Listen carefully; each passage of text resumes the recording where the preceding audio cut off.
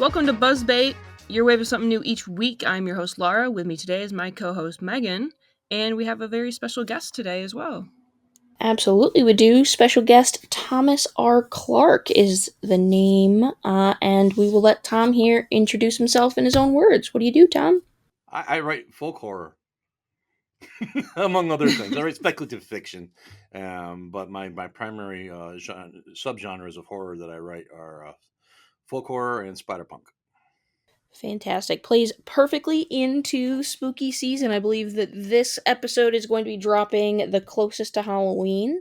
It's our last episode for, I believe it's going to be dropping on the 28th, so last episode for the month of November.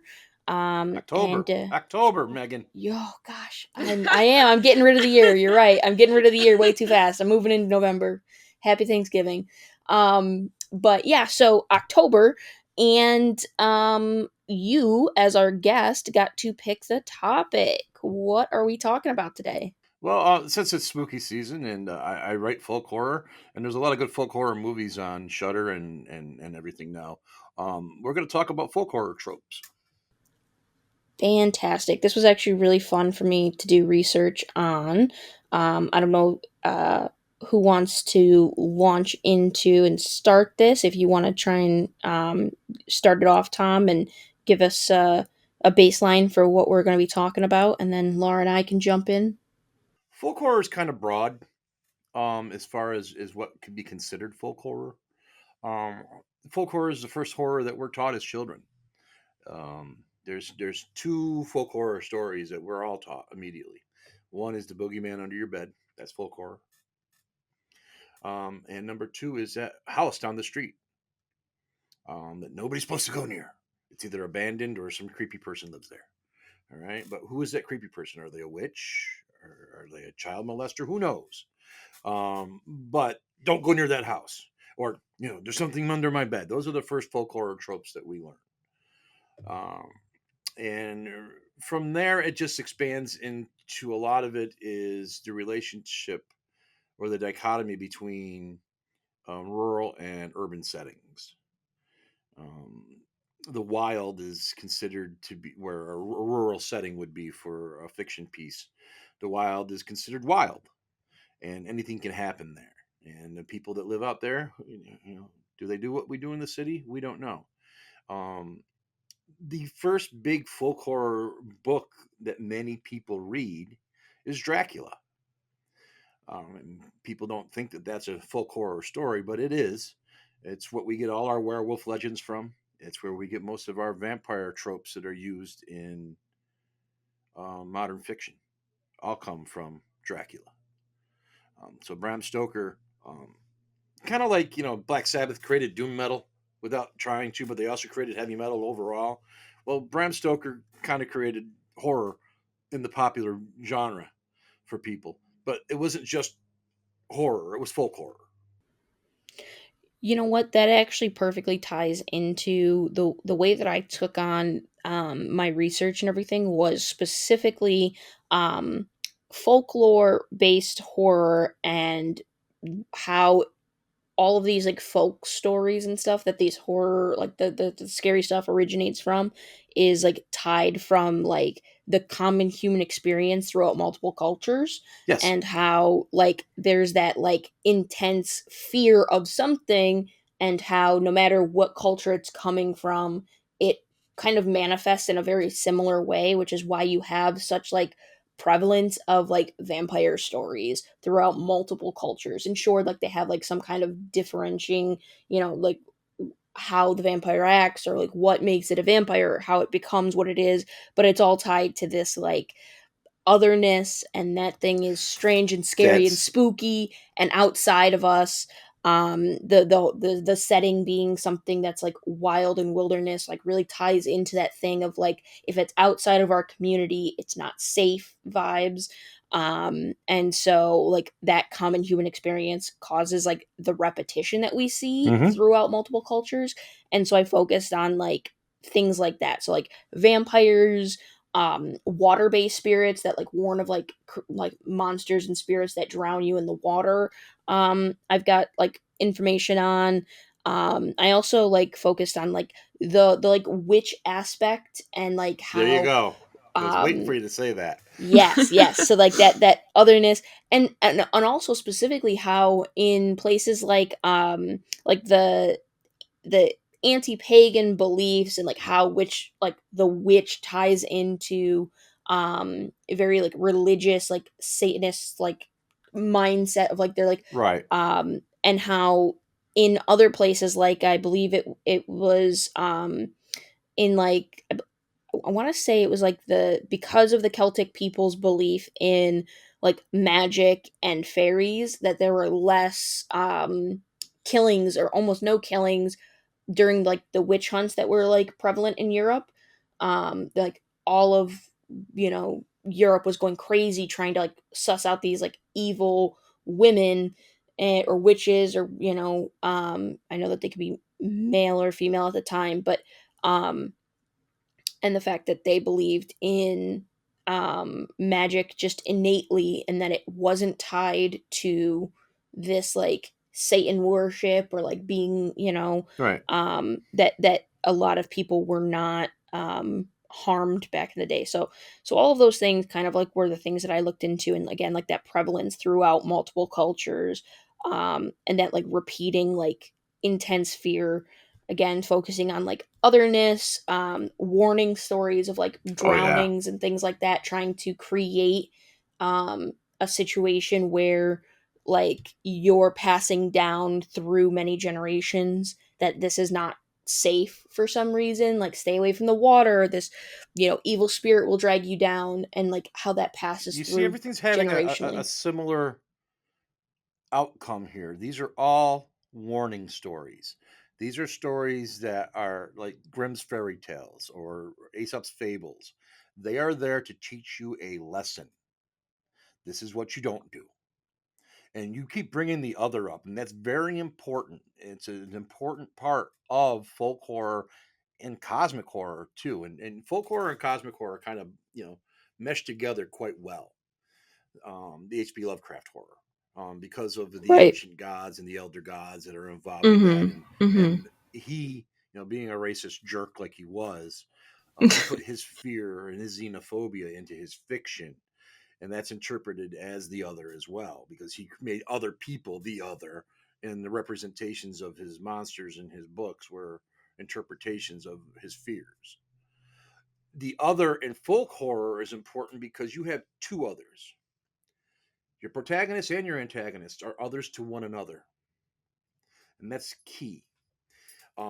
The holy trinity of folk horror movies, for people who want to go into the film path for this, are The Wicker Man, The Blood on Satan's Claw, and Witchfinder General. Those are the first three movies that came out all around the same time period back in the late 60s, early 70s, and they embodied what is folk horror. Um, Going further on, you've got An American Werewolf in London. That's a great one. It shows again the dichotomy between the wilderness and the city, and what happens when you take something from the wilderness and put it in the city, what it can do. But in order to get it there, you got to take something from the city and put it in the wilderness to infect it with the wild. And question is there actually a werewolf in An American Werewolf in London at all? We see it on the screen because we see the point of view from David, but in the alleyway at the end of the movie, and when there's that carnage, the nurse who has never seen the werewolf sees what we see, and she calls it David. Hmm. So, was there really a werewolf in that movie ever? Makes you Who think. knows? That's something to think about. But An American Werewolf in London is very important to me in the way I write because it hits all the sweet spots for the things that I like to include in my fiction. There's a lot of violence. So American Werewolf in London is super violent. There's a political message in there. It's the same one that is carries over in most all werewolf films, and that is that the werewolf is a representation of the white supremacist and the Nazi. That's why when David has those dreams, he sees Nazis because Americans are fascist, according to fiction. I know it's hard to believe, isn't In it? these times, woof. Yeah. Well, you see, during World War II, when the Wolfman movie was made, this is one of the key, all the key stuff for werewolf fiction that we know today. It was either established in Bram Stoker's Dracula or Cliff Sidemak's screenplay for The Wolfman with Lon Chaney Jr. Tell me, ladies, why in the name of all that's unholy do we have a movie that takes place during the heart of World War II in Europe, and we see no Germans in that movie? That's because the Nazi was the American Larry Talbot.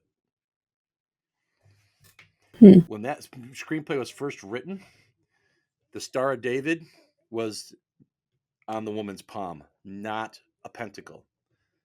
And the wise woman was an old Jewish lady, not a gypsy. Hmm. Because of anti Semitism in Hollywood at the time, remember, Americans were almost fascist. They had them remove all of that and replace it with what they thought was lesser. So, Romani, gypsy people have always been discriminated against as much as the Jews. Yes. But so you still had that, but to them, that wasn't, we weren't giving the Jews any power in this. We're just, teasing the gypsies again. That's how bad Hollywood was back in the day. And it still is, too. It's the pendulum swung the other way now, though, which is kind of weird. Um, I don't know. Hollywood tries to make money any way it can. We know Yeah. that, unfortunately. Don't get me started. That's all another rabbit hole we can go down. It is. But okay, so there's a lot of the other involved in folk horror, is what we're just trying to say here. And that other is either a Christian or a pagan. Yeah. But Or speaking of just like the Hollywood aspect and everything like that, Laura, I think that you had a bunch of I think that you were talking about specifically like current tropes that were being used a lot. I was, yeah. I brought up to Megan last night that they aren't folk horror specific, but just horror tropes in movies, and some was like was literature about just favorite horror tropes, things people like to see. people like to see There's witches. People love to see witches. People love to see a Uh, transformation scene in a werewolf movie. One guy brought up a good point. This was a Reddit thread of someone asking what your favorite horror trope is. And a response was the creepy old guy that warns the characters not to go to that Yes. place. Yep. He's very important. In my book, The God Provides, I needed to have a character like that put in there. And the character ended up being Uncle Rory. Rory's been around the face so long that they've messed his head up. And he's like in his late 60s, and he is that crazy old coot that you come up to and you meet out in the field, and he's like, yeah, you don't want to go up on there. There's things in those hills, that kind of Yep. guy. I needed a character like that. And if They you never notice, believe that character. nobody ever believes him. Nobody ever listens to him. That's why I made him actually the killer in that story. Spoiler alert. Nobody ever believes a crazy old coot, but they're in every movie. They're in Cabin Fever, for example. I hate to invoke Eli Roth in this, but there's the crazy old people, the crazy people in the beginning of that are very important. Texas Chainsaw Massacre. That's a folk horror movie. I hate to say it, but it is. And it's got all the tropes of a folk horror story in it. And they meet the crazy people in the beginning. That's the same thing. It's all inclusive. The only one I know of that doesn't have it is Evil Dead. You don't meet anybody that warns them not to go to the cabin beforehand in Evil Dead or Evil Dead 2. Yeah, that's the one thing that Sam Raimi dropped the ball on with those movies, I think. Other than that, they're just perfect films. But Yeah, yeah, I do think that character and that warning and stuff really plays well into like the that same theme that we're talking about where the it's a warning story, right? And so yes. to not listen to the warning, here are the consequences of that, and it really plays into that really well. What are some other tropes that we can talk about, Laura?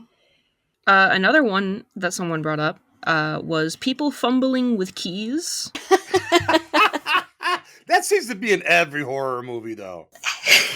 But if it's in a witch movie, it's important because it's a subconscious representation of Hecate, the goddess of the witches, and she always carried a keyring with her. So if it's a Really? horror movie with witches in it, then it's a nod to Hecate. If it's just a regular horror movie, it's just a keyring because you want to have somebody fight with the keys because Uh, it makes them slow down for the Interesting. monster to get them. Yeah. Another one someone brought up was when something is lurking in the background shot, and they described it as like a when you're watching a movie with a friend, and they're like, "Are you watching the background of the shot? You should be. There's something there. Who knows?" Yep, Yep. that's that's Uh, that's that's a great filmmaking technique. It's been used for a long time. Um, you know to look for it. We've been trained to look for those. Like if the focus on the film on the screen is not totally in the center of the screen, you know if the person's like to the right of the screen, something's going to show up on their left. We've been trained to that, and we expect that's almost like a jump scare. mm-hmm. Yeah, I believe our last guest when we were talking about specifically horror movies, Morgan mentioned what movie was it? Is She talked about long legs and Long how Legs. the way it framed it took it made use of the rule of thirds where things Yes. were set up so you would always think something was happening or lurking in the background, but it would always be right up in your face. Yeah, like it wasn't that particular thing never played out. The one that you were expecting to happen wasn't what happened, Hmm. and Yeah, instead, experienced directors and experienced filmmakers will know how to manipulate that. Absolutely, and then how they manipulate the jump scare too. yeah, not subverting the expectation and using it to your advantage to build suspension and or to build suspense and stuff like that is, Hmm. I think, like a really really cool like tool that like you said, an experienced director can use. And an experienced writer can do it too. There's ways that you can do that. Um, I like to do a fourth wall break every now and then. I write from certain POVs, but I'll change the POV and do a wall break to bring something to my reader's attention. It's just like a sentence, but it's effective because it jars them out of their comfort because they think that one thing's going on, then they're like, oh, that's gonna happen. And you're like Right, you get right. chilled. It's the same thing as seeing the blurry image of the monster, move across the one a third of the screen in the background, and it's real quick, and you barely catch it, but an observant person does see it. Movies that have a lot of those in them are ones that we rewatch a lot because our mind wants to see that happen, especially if we miss it the first time. Right. I also wanted to ask you guys, do you have any favorite horror tropes? Or give me one that you hate. Uh, there's a universal one that's hated, and that's the "Oh, we've been dead the whole time," Yeah. Oh, Okay. yeah. Yeah. Yep. Yep. Yep. I was or I "We've been was in hell waiting the for whole that. time." That's Yeah. Yeah. universally hated, and I'm going Yeah. with that one Yeah. only It because I gives know that each trope's got its own merits, and I don't want to disparage any other ones than the one that everybody hates. And that's the one that everybody hates. That's why everybody's yeah. like saying, "This is Lost." No, Lost is not that. Lost is about the fight between faith and science. This has nothing to do with Lost, so don't even think that. Mhm. That trope gives me the and then I woke up kind of feeling, Yeah. you know? Yeah. That's another one. That's another one that's just Yeah, beat to death. yeah. Now, the very first person to do a trope like that was Ambrose Bierce, and that was a story about a man that was shot during the Civil War, and you realize during the story that the man is traveling through the other side. And that was the first time that trope was done. and nobody needs to do it anymore because Ambrose Bierce was such a perfect writer that nobody ever has to do that again. And that story gave us Carcosa and everything, that the lost hidden city of of cosmic horror. That's the first mention of that city. So Got gotcha. Yeah, I was gonna say like the only time that I think that I've ever even kind of in like kind of been engaged with content that had that like premise after the fact where I was like, okay, yeah, no, I still see like this as a thing is like the Sixth Sense, where it was like it was like what I mean, where at the end it's like, oh, I was actually like the one character had been dead the whole time. And so I think that's the only time that I've ever walked away from a situation where I was like, I didn't feel like everything was ruined for me. right, right, and Sixth Sense is kind of similar, but it works because he's not in hell or heaven. He's still Yeah. in the physical world. And Yeah. that's why that works. You still have a living characters in that. Haley Joel Osment's character, just for Exactly. example. So that's why Sixth Sense works with that, with a variant of that trope. You don't ever want to start your story out with "it was a dark and stormy night." I'm looking at you, Madeline L'Engle, but she did that on purpose so that nobody else ever did it. Wrinkle in Time. So yeah, I would have to agree though with your this is the one that is universally hated is we were all actually dead this entire time. Yeah, it's a bad trope.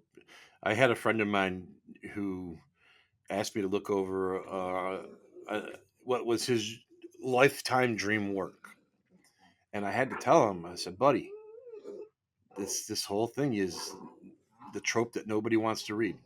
Yeah. If And I that's if know I that's the understand. ending. Yeah, and I understand what you're trying to do, but you can do it in a different manner No. than the way you're doing it now. And he got mad at me, but I'm sorry. I'm not gonna sugarcoat something like that with a person. Well, I Sometimes you think gotta hear that your art sucks. Yeah, well, it's not sometimes that. yeah. I guess not that it sucks, but Right, that that you went the wrong way, that you approached it in an incorrect manner, yeah. Right. and it can be. It's not bad in any stretch of the means. No art is bad. This is something I've had to learn as a critic and a reviewer over the almost 20 years that I've done that. I don't know. Um, Have you seen The Mist? The movie? I didn't. Oh, that the was Mist is bad. amazing. We're talking about that Listen, I again. can't. Yes, we are The because we Mist is literally talked amazing. about like It's movies and stuff. so it rips your heart out at the Exactly, end. and I It's that's meant it leaves to. a It's terrible meant taste right in to. my It's mouth. oh, I thank you, can't. Frank Darabont, for what you did with that. Making people miserable. I love it. Very different takes here. You're like, yeah, yeah, yeah. We just got invested in all of these characters, and that's the other thing too. Though is like I can appreciate it for what it is, but I just got all spent all that time getting invested in those characters just to. Oh, I can't. I talked about this on the horror episode one too, or like the horror movie episode, It's and the reason how the much it just Mist kills gets me. you is because of that ending. It just rips your heart out. That's why it does it to you. That's why I'll never forget it. That's very true. Like It's I will it's never good. forget It's a that good thing. It means because Frank did his job. I read a ugh, review. I wrote painful. a review of Salem's Lot, the remake for Memento Mori Inc., the magazine that I write at, and I wrote it. It's on the blog. You guys can go read it now. Go back and read it. And in it, I mention how one of the reasons that the Stephen King adaptations tend not to work is when they don't give enough time for the character development. One of the reasons that King's works are so good and we bond with them so well is the human story within them. And a lot of people says, "Oh, we don't need to know about all of this stuff. We just want the killing." Yeah, but in order for the killing to be effective, you have to bond with the characters. And King is Yeah. brilliant at doing that. And one of the problems that Salem's Lot, the remake, has is that it doesn't give those characters time to breathe. We don't bond with them and we don't care when they die. It's a good movie. It's not bad in any stretch of the means. It looks great. The acting's fantastic in it. The pacing's good. However, we don't give a shit. And that's a problem. When you don't give a shit, there's a big problem. You have to have some sort of empathy for the characters who die. That leads me into kind of my favorite horror trope, or at least something that I've noticed in, maybe I'm wrong and it's just movies that I'm watching, but it seems like horror movies are kind of leaning into this, like they're like faking us out with who like the final girl would be, and then they introduce a new character an hour into the movie, and it's like she's actually a final girl, but it's See, that's I'm not bad attached to her. storytelling right there. You don't take and you don't introduce a character like that far into a story. You have to introduce them in the beginning. They You have know to Yeah, be and what's part of it's that cold funny open. though? Going back to, some of this is rehashed from our horror movie thing. You say that that's bad storytelling, but that's what made Psycho such an effective movie, is because they thought that they were watching this story of this main Yes. character. Halfway through, she gets murdered, and then it's, the people related to her that get brought in. So, that really ties I into got some like, news for you. You meet your protagonist immediately in that, and that's Norman. that's true. He's not the antagonist. Mother is. yes. Well, I meant like, Norman, we meet him right away. He is the sympathetic character in that. Because the other people are bank robbers. right, but the sympathetic character, yes, but like you think that the story is about this person and their And you think it's about story. Norman. You immediately, okay, let me rephrase it. You think it's about the girl running away with the money Yes. immediately. You think it's about Jamie Lee Curtis's mom. Okay. Um and that iconic scene where she gets killed in the shower is so iconic just because of what it did.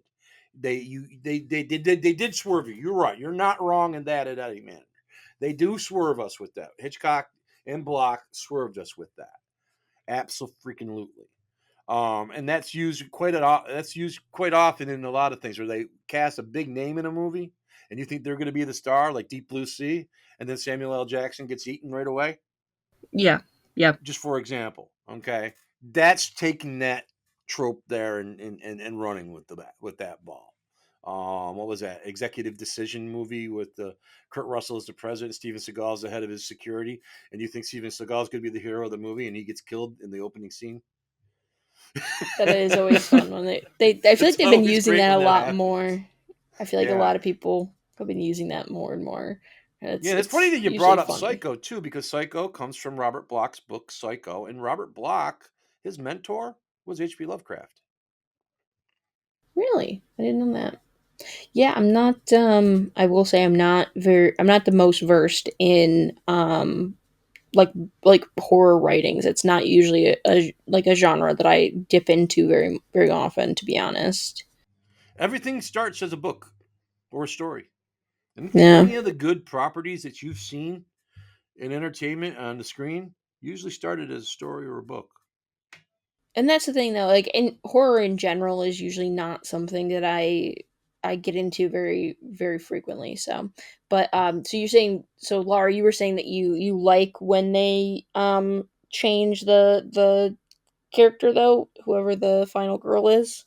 no, I said I hate it. Oh, the hated. Yeah, yeah. Okay. I I don't like it because I feel like, to me, it takes away the um attachment. Like, I'm not rooting for them when they get introduced right, which is what, later on. which is what Tom was Yeah. saying. But what are some ones that you like? I mean, like, I feel like Death by Sex is a really good one. Why okay. Why do we have that death by sex trope though? I have What no does it idea. represent? A I Puritan believe believe that sex is bad yeah, and I was going to dangerous. say, wasn't it like, That's cuz right. it was always framed as like teenagers running away and going to go make out and have sex, and Right. then it's like those are the first ones dead. But they're And not that happens married. Sinning. frequently in slasher films, and most slasher films, quite honestly, are folk horror films. Mhm. Friday the 13th is a folk horror film. Pumpkinhead's definitely a folk horror film. Um, because you have the legends, don't go out in the woods, blah blah blah blah blah. There's something out there going to get you in it. It really is. It's Jason, or Pumpkinhead, for example. So the people that die in those are the people who break morality, and I hate to say it, it's a specific morality they're breaking. Puritan ideology. We are the most Puritan-y non-Puritans in the history of religion in this country. Absolutely. We really are. Okay. And anybody in a slasher movie or a movie to that length, the people who die are the people who break Puritan morality. They have premarital sex. They do drugs. They drink. They do alcohol. They dance. God, that's even a sin. Okay. So they make a sin. Those are the people who die. Yeah, that makes sense. I mean, it definitely is very prevalent when it comes to a lot of like stories and movies, you know. But again, like, you know, we touched on like the Puritan beliefs, but you know, the warning in general that it's somehow dangerous and bad is very very heavy and prevalent. You know, like what specifically it, you know, you can pick out of all of these things Now, in and folk horror, that's translated into the differences between technology and no technology. It's again, it's faith versus science, like I said about Lost earlier. It's the mhm. same thing, fundamentally, with folk horror. You have what are those people worshiping out there? It's not God. Oh no, or oh God, God is devil. That's how the pagans perceive it. You know, the God is evil. You know, God is people that worship God, that Christian God are awful people. They're evil people. It's the same dichotomy. It's just on a different platform and on a different stage. If you don't mind me asking, Tom, I know you mentioned some like movies from the early 70s of that kind of created this what folk horror is. But what got you into it? Well, you know how everybody says Black Sabbath or Led Zeppelin or Deep Purple was the first heavy metal album, first heavy metal bands. Right. Folk horror and splatterpunk, there is no, you really can't. There really isn't one definite thing that dragged me into that. But I'm going to point a finger at something. Pet Cemetery from Stephen King. Mm-hmm. I read that about the same time that I saw An American Werewolf in London. And those two things there combined together gave me my love for all things splattery and all things, you know, mysterious in the woods. We'll call it that. My catchphrase for my branding and my fiction is what lies beneath the autumn dark. Yeah, what's hidden out in the pumpkin patch, or what's hiding underneath the apple tree at night when the leaves have fallen and the branches look like skeletons. Those are the things. Are they the bad guys? My monsters aren't necessarily my bad guys in my fiction. People are. You know, ghosts don't scare me. People do. That's a line I learned from the cast of Ghost Hunters when I interviewed them many years ago. You know, and that's a paraphrase of another quote from somebody else whose name slips me right now because my ADHD misfiled it. So yeah, yeah. If you're noticing everything here that we've talked about, especially with horror, it's it's about a dichotomy. It's about one versus the other. Dracula isn't just a folk horror story on one thing. It's also about the dangers of May December romances.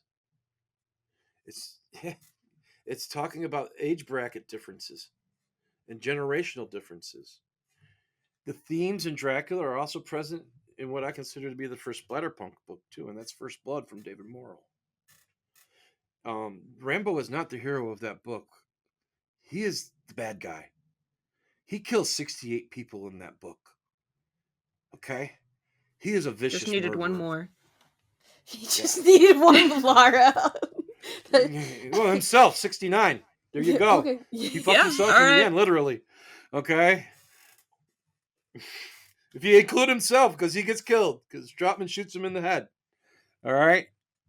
Yeah. The hero of that book is the sheriff, but he's the old man. The difference between Dracula and First Blood is that the villain is the old man, Dracula, and the heroes are the young people. They're showing that progress is needed to go forward. And Dracula is showing that all he cares about is his past because Mina looks like his ex wife, his dead wife. And he's trying to get that back. And he can't, you know, it's showing the dangers of conservatism. and politics too. Yeah, Interesting. and you know what, funny enough, like that, like again, the prevalent use of these kinds of stories to warn generally generationally, like because that's the thing, like these stories, especially like things being told verbally, like where the folklore originates, I feel like its intended purpose is again to repeatedly and consistently throughout time and as it spreads, to warn the listener about something that the person who starts the story is concerned about. Like again, we mentioned like the otherness and you know the scary things out in the woods, things outside of their community, the dangers of like certain groups of people or certain things. Like I mentioned again, the like body of water. There's so many different like drowning, you know, spirits in water that people have to be afraid of in a lot of these Yep, you stories got throughout so many different there's cultures. selkies in Scottish and Gaelic mythology, which are water horses. Yeah, yeah, yeah. Selkies in G- Gaelic mythology, the water horses, they're Yes. seals, basically. Yes. So like all of those things coming through, and you know like you have a lot of like trickster figures throughout folklore. You've got a lot of different, like in folklore in general, not just like the horror things, but you've got like there's so many like overlapping and like similar Hmm. themes That's why throughout. folklore is so popular, because it takes other genres that people are familiar with and aspects of things that other people that people are familiar with, and it puts them all in one neat little bowl. It really does. You mentioned you were giving examples just now, and my ADHD misfiled one of the things you were saying. Can you repeat that again? Um, so I was saying things like trickster figures, Trickster creation myth. figures. Yeah. Yes, that's with fairies. First off, let's talk about fairies. All right, fairies are demons. Okay, we'll just call them that. Let's call them what they are. All right, fairies are not little cute little ballerinas with wings flying around with a magic wand in their hand. Right. That was created by William Shakespeare in A Midsummer Night's Dream. Right. It Which look wasn't existed like that before then, and that's how it's been since. right, but that's like Because he wanted fifteen to paint the hundreds. Fae in a different color because he Mm-hmm. was trying something new. He was being experimental. Right. Fairies live under the mound. They were banished there. They were the Tuatha. They were banished under the mound when the Christians came to Ireland. They were the old gods. They aren't happy about living under the mound. They'll do anything they can to get out from underneath the mound. And by that, I mean the burial mounds. Essentially, in real life, different cultures of people have lived on Ireland, and they have shifted and changed over the millennia as time has gone by. And each of those settlings of people have a mythological background to them. And the Tuatha De Danann were the last one to go there before the current regime of man. They were men and they were women, but they were very powerful. And when the Christians came there, they banished them. The stories of St. Patrick and getting rid of the snakes from Ireland, the snakes were the Crom Cruach cult, the worshippers Right. of the old god who lived Right. under the mound. Were considered pagans, The and pagans, therefore, right? yeah. And pagan means forest dweller in Latin. Hmm. That But lends again to folklore as well, forest dweller. yeah. So I was actually going to bring that like prevalent like warning thing into something that I had actually heard about. I was talking to someone at work yesterday. Real great guy, his name's Rob, about the topic, and he brought up there was talk of a modern day, like a more modern day attempt at creating basically and diffusing folk stories in order to create a generational fear of nuclear waste sites that went beyond just like marking things with a sign that would one day decay and like a Right. symbol, because apparently that's an entire thing where they have these dump sites. The reason that they use this symbolism that they use is in order to like make sure that no matter what, people understand that this is like a dangerous, scary, bad thing, even Yes. if they don't understand anything behind it.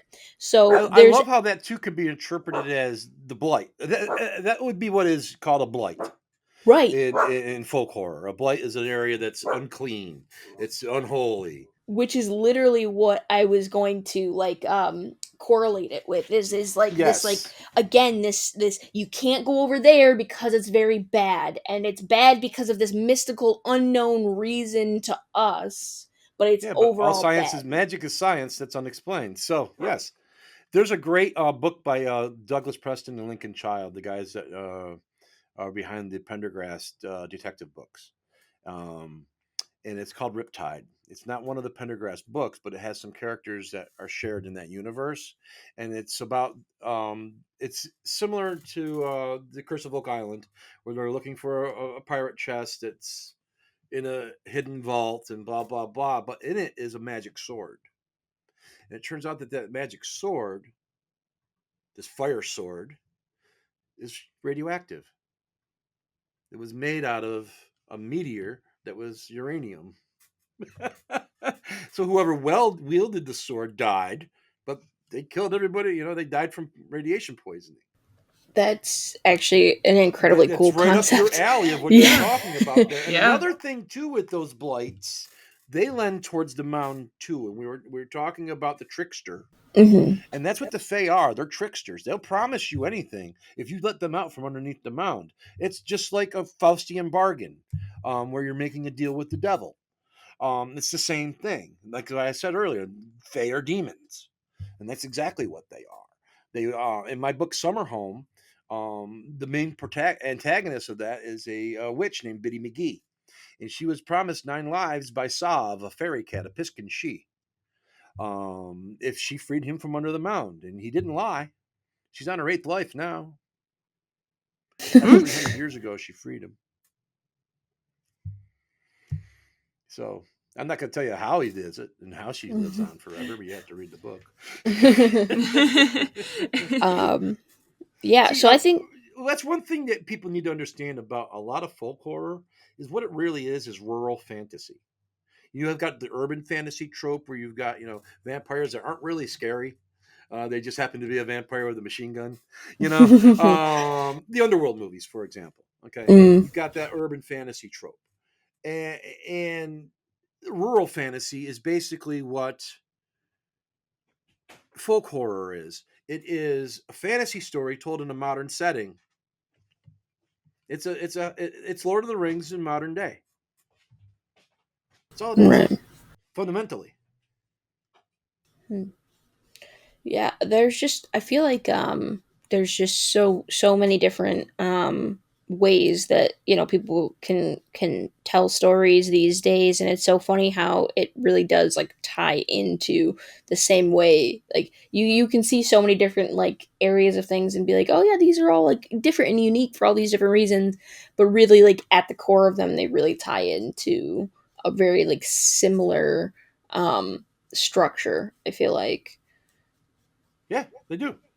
Very similar They do. messages and Every stuff. story's been told. It's how we tell it that makes it unique and make it stand out. Right. And again, I essentially call myself a speculative fiction writer, like I said at the beginning of this. That's because I blend genres together. Um, when I take my splatterpunk and my folk horror and mix it together, we call it splatterfolk.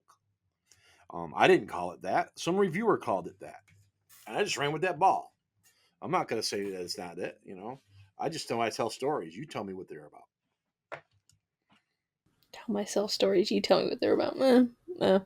Um, but yeah, so we are coming up at about 45 minutes here, and usually we have our guests kind of end out an episode with a question. I know that we've asked a lot of questions, but we've just It can be literally anything you want, on topic, off topic, literally whatever you want it to be. Well, I You can want to know toss out there. what's what folk stories, what folk tales scare you the most? Mm, What folk tales scare scare us the most? folk What tales folk's or tale story. scares you the most? What makes you question? Makes you think? Is it the boogeyman? Is it the creepy house down the street? What is it? The ones that make me question and make me think aren't usually the ones that actually scare me the most, to be honest. I was just thinking of like the things that like the things that I have like an intense personal fear of. Um and it's not ones that make I you know what, I guess it does make me think, because it is that fear of like what's below, when I have this fear of like water, so like anything with like the drowning, like the lady in the That's lake why you and kept stuff bringing like up that. bodies of I water. did, well, not just that, but because in general those were like, I only had a few examples of like persistent stories, but yes, like I think that that is one that personally I don't like. I have like a crazy fear of like water. I love like swimming and being in the water, and yet I also have like an intense fear, especially if I can't see the bottom of whatever water I'm in. I'm like, there's something underneath there. So that's the only thing that I can think of as far as like the biggest fear that I have. And then again, I guess it does make you think, because it's like what's below, what's down there. I don't know. Fearing, what's at the bottom of the ocean. That's the same thing. H.P. Lovecraft was afraid of water, so that's why all the Cthulhu gods are all like octopuses and fishmen and stuff like that. My thing is, I hate bugs.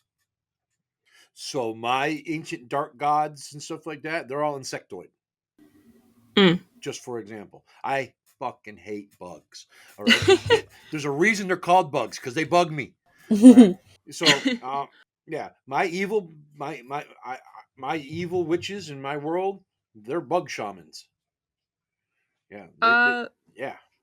yeah, mine isn't I live in a very rural area. I always call it when people ask where I live, I say corn fuck because it's just corn here. You live right in the folk horror central, is where you live, I Laura. do, I do. So mine isn't really, but mine isn't like the house down the street because I don't have that. But It's the it's barn like down the road. it's what's lurking in the forest. Yes. Yeah. Like what's in the woods. Were those eyes I just saw or not? Yeah, exactly. Lord. I think that's the thing. Not only in movies and books that like kind of get me, but it's also because it's something that I live, you Right. know? Like I hear a stick break out there at night. I don't know what that was. Mm. I've actually got a funny story. It also goes to show, like, my sister will come back for me in my time of need, but like her initial reaction is to just abandon me. We were walking, and so halfway down my street, it's just a little over a mile long, and halfway down the street, it like there's no houses. It's like just swampland, like for like a, I want to say more than 20 acres back. So it's deep, deep just swampland on just half of the road. And so there are no streetlights or anything there. And it just scared the bejesus out of me walking by it. We were walking, it was me, my sister, and my cousin walking in the middle of the night, and we heard a horrible like screaming noise coming from the woods. And my cousin and my sister took off towards the nearest streetlight, towards the nearest house. They just ran. They left me behind. I would die so fast in a horror thing. I froze up. I was just like, nah! I'm like a kid at the time, so I'm like, just froze up. My sister did come back and drag me away. My dad's like, it was probably like a rabbit dying, like that sound that they make when like rabbits, they've got the like scream that they can do. But at the Nothing time, terrifies me more than a rabbit scream. there's it's so chilling. It's horrible. My mom actually has a story about, like a what's lurking in the woods sort of thing Oh. because she'll walk the dogs very early in the morning. So like before she goes to work, before she really gets anything done.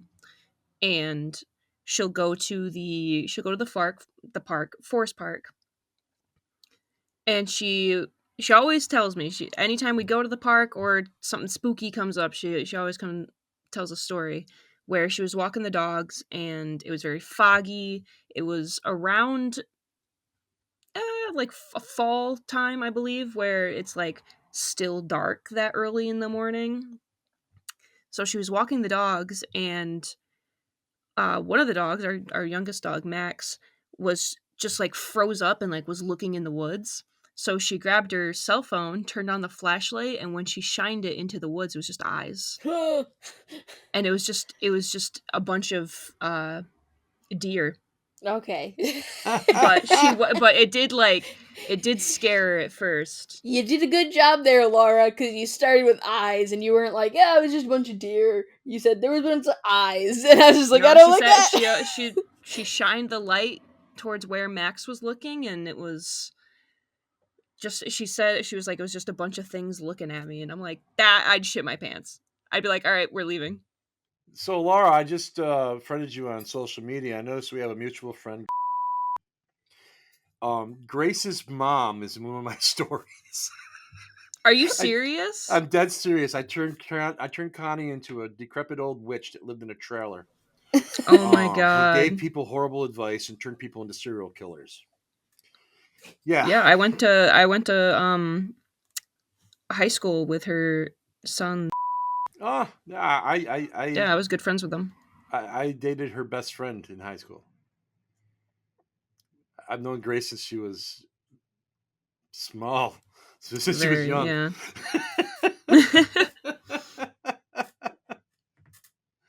Yeah, but that goes to show that I write what I know and I put who I know into my fiction. And Grace's mom was a very influential, very impactful person, because she had such a strong personality, and she was kind of odd. She really was. So that lended to creating a character like that. Mm-hmm. Very cool. Yeah, it's easy to make characters out of characters themselves. Right. It sure certainly is. So yeah, Tom, how what about you? Your question was like what scares you? I know you said the bugs, you don't like those, but Well, what? All right. My latest Splatterpunk collection's got a lot of dead babies in it. mm, Oh, The reason being, my wife had 3 DNCs. I'm sorry about that. So we were what we're afraid of. My sister's cover boyfriend in high school was eaten by cannibals. And I'm not making that up. There's a YouTube story on it too. So we write what we're afraid of. There's a lot of cannibalism in that book. Yeah. Uh, So yeah, ghosts don't scare me. People do. you're A couple years ago, my wife's best friend and her boyfriend and us were supposed to go to a Christmas Eve dinner, and that morning he murdered somebody, oh, wow. smashed her wow. head in with a brick. Wow. And that's the Yeah, thing, people are really, yeah, I know that makes sense. yeah. People are It's incredibly exactly what you unpredictable. said. Like, not People are scared of awful. ghosts or monster. Like, people scare me. You know. The scariest things, but that's cannibals. That threw me right off. Like I lost anything that was in The my Devil mind You the Know moment is that the you special on said, YouTube. It's from Vice. Watch that series. "Wow." And that's oh They wow. didn't Okay. find Josh's body for 4 years, Wow. or what was left of Damn. it, because they ate part of him. I shouldn't laugh, but That just like the matter of I, fact way that you said it, the delivery just really was just Well, I've told the story so many times, right, it's how right. it is. My sister's gay, and Josh was her cover boyfriend in school because my mom's a homophobe, or at least she was. She's come around since. mm-hmm. So Josh went to her prom with her, went to stuff with her in college and stuff like that. And he lived in Virginia, and we lived in New York. That tells you something. Okay, she met him through drum corps. So they distanced. Josh got a girlfriend and had a child, and things didn't work out too well with things with him. He had some issues and started doing heroin, and Mm, was getting it from this guy in Raleigh, North Carolina. Pazuzu Allegard was his name. And Pazuzu. Why is one it? That day does sound Pazuzu familiar. Josh went to get his fix. Pazuzu shot him and ate him. Yeah, I think I've heard that story. That's so crazy. You know, I've got pictures of Allison and him together. It's great. The last time I saw him was at a fireworks over Central New York show at Vernon Downs in early 2000s. It might have been before 2000. I think it was before 2000. And Crazy. it was a Collective Soul concert. Pride of Love was there. Eddie Money was there. But during Collective Soul, there was a mosh pit. And Ed from Collective Soul is like, I've never seen a mosh pit at one of my concerts before. And he was true. I'd never seen one before either. It was pretty rough. And a guy in the mosh pit hit my sister. And Josh and I beat him up together. No, you said that's the last time that And that that was the you'd seen last him in time I saw person. Josh. We beat up a guy for my sister together. It was great. Hell yeah, dude. Well, Tom, thank you so much for being here. I really appreciate you coming on, and Well, you know, thank you guys for having me. when the episode drops, I will make sure that you get the link. And Yeah. thank you so People much. can find me on social media. I'm Tommy Clark on Facebook, and I got a little blue dot, so that's me. And also, thomasrclark.com is my website. You can get my books there. I've got, you know, Yeah, gosh, 9 books out now. So I nine got short stories books. and collections and anthologies all over the place. I'm very prolific with short stories. Because I believe that you what two-time award Splatterpunk award nominated author. 2 times I've been nominated for a Splatterpunk award. I haven't won one yet, but getting nominated to me is a win because it Yeah, I tells mean me that that's my very peers cool. appreciate me and they understand they recognize what I'm doing. Of Yeah, course. that's Yeah. very, very cool. So, fantastic. And I guess we'll keep it folksy and Keep it freaky. folky. Keep it folky and freaky.